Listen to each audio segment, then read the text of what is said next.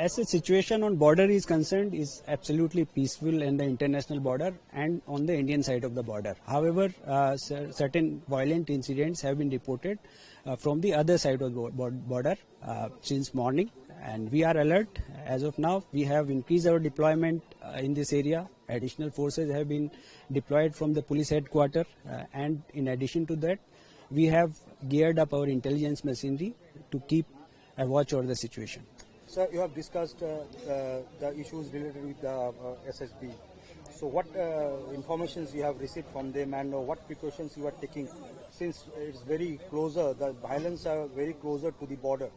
Since SSB is the border guarding force, and this meeting was basically to have a very close coordination with the SSB. SSB will be working in close coordination with them, and they have also increased their foot on the ground in this area during this. Okay, and thirdly, sir, the movement is totally restricted right now, right at this moment. So when it will be resumed, is there any chances? See, as you are aware that the Immigration Customs Office on the other side of the border has been attacked, and as such, as of now, it is not functioning. So there have been temporary